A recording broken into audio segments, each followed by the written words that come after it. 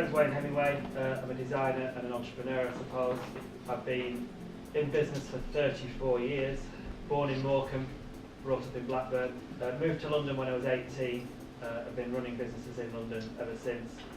And what we always have done is take a risk, and we've always made sure that whatever we do is an absolutely amazing idea.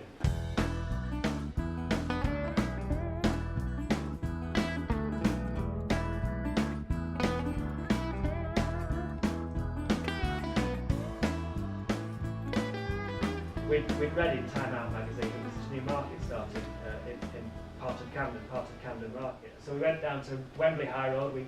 We bought 2 of those checked laundry bags, you know, those big Chinese checked laundry bags, filled one with Geraldine's clothes, one with my second-hand clothes. Got on the tube down to Camden. Got a stall where we had to queue up for the stall, and we were halfway back in the market. And on that, the rent was £6, and on that first day we took 108, 110 quid, something like that. We kept seeing the people who were on the front, where everybody was walking up Camden High Street. More people looking at their stall, and we were jealous. And I think that's a very good trait in business, to be absolutely jealous. So what did we do to get on a level playing field? We decided that we'd come back the next day on the Sunday, and we'd get that front stall and we'd queue up. Got there at about 5:10. We were the first. We got the front stall of the market, and we took 180 quid that day for a £6 rent. And that was the first big lesson in business. You know, you fight hard, you get to the front, you get the best pitch. It was our first lesson in retail, and it worked. During all of that, probably about 4 months into that,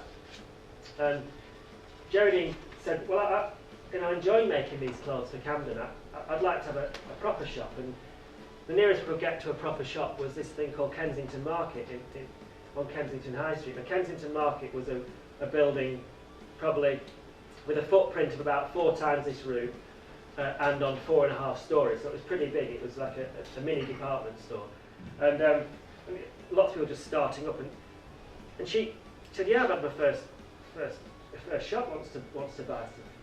I said, "Oh, that's good." She said, "But it's really big, the order." I said, "Well, what do you mean?" She said, "Well, I know I've got 8 styles.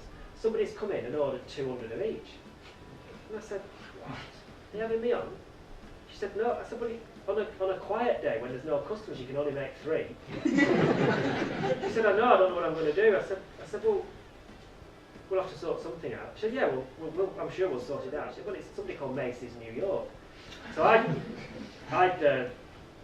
travelled once in my life. I'd been to Benidorm, she'd been to Torremolino.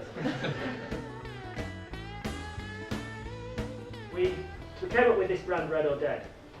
And we had no idea what names meant, what branding meant back then. Like, you know, you look at every single brand, they've got a DNA behind them. It's very hard to find a world brand, a world-leading brand that doesn't have a DNA of meaning behind it, rather than it just be, that's a good name, that's a good logo.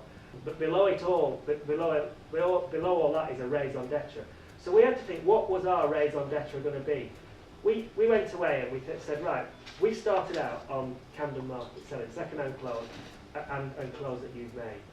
We're from a background that absolutely loves, families that love design and love fashion, but never had any money to go out and buy it from a shop. We came up, we wrote it down, we said we want to be the world's first affordable designer label for people who couldn't afford designer labels. Our turnover went like that. Our press, because our clothes were everywhere. We ended up in every top shop in the country. We were getting national coverage, and our brand was going like that. We eventually sold Red or Dead, and we sold it actually in '96 for a lot of money. Bought it back and then sold it again, and we had 2 bites at the cherry. We sold it again on the same day that we sold it back. The same day that we bought it back, we sold it again in the afternoon and turned it on a profit.